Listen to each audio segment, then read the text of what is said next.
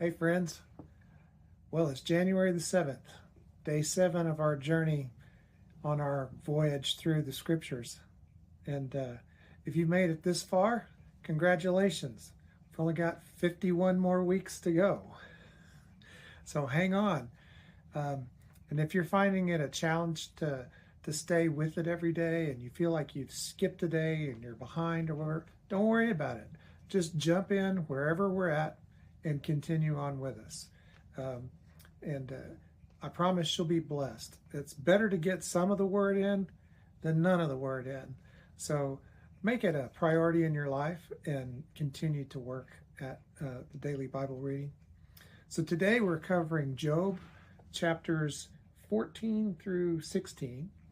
And yesterday we saw the continuation of Job's discourse with his friends. And one of the things I just want to regress back on in chapter 13 is one of my favorite verses that is in the Bible that Job speaks here.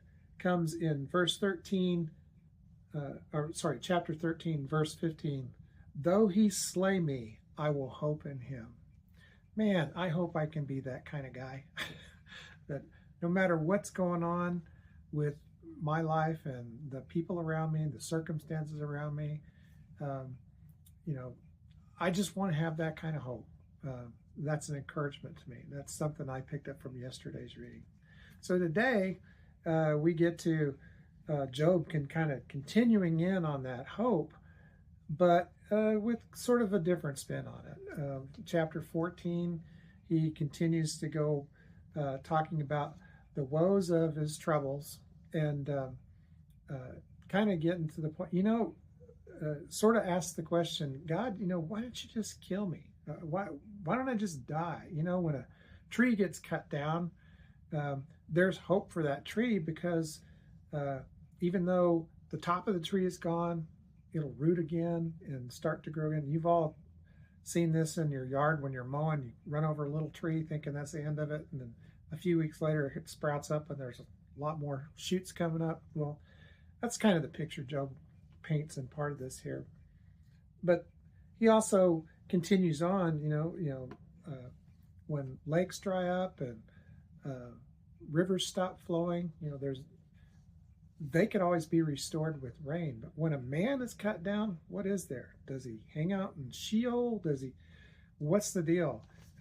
Wouldn't it be better, God, if you just took me out and held me for a time and brought me back later rather than go through all this suffering? That seems to be the kind of question he asked, or at least that's the way it strikes me. So then we look at his buddy Eliphaz in 15, and he goes, man, you know what your problem is? You don't fear God enough. You're long-winded and you're just speaking a bunch of noise and you're just not making any sense. Your belly's full of the east wind. It comes up with all these kind of crazy phrases. The gist of it is he says, the reason you're having your troubles is you don't fear God enough. You're not fearing him as you should. And he uses a lot of words to get that point across, but that's what he continues. All the way to the point that in chapter 16, you kind of sense that Job's kind of getting his fill of all of this bad advice he's been getting from his buddies. Remember, he's a righteous man. He knows he hasn't done anything to deserve this from any actions that he's done. His only real fault is that he is a human being, a sinful human being that God has blessed, and for whatever reason he's not been revealed why this has happened to him yet. And but he kind of gets fed up here at the end, and he says, I've heard you people talk to me with all these miserable comforts. What a miserable lot you are. You ever feel like saying that to some of your friends? I'm sorry. Probably not. But sometimes we can get fed up with the advice that we get from our brothers and sisters, and we need to really think. I don't think that any of Job's friends here thought that what they were doing was a bad thing. They really thought they were helping him. They really thought they were giving him good advice. They just weren't tuned in to what they were saying. And I'm reminded of what Pastor Nathan says all the time. Don't hear what I'm not saying. um, I'm not saying that his buddies were right here in what they were doing, but they weren't entirely wrong either. It's just a real true miscommunication here of what the heart of Job is versus what God is allowing to happen and to take place. And I think we're kind of getting to the point where we're seeing God is always at work, even when we can't understand it. And he sends us challenges in our life that makes us ask hard questions. And that's what's been going on and it will continue for a day or two more before we get into kind of a shift in the pattern of the book.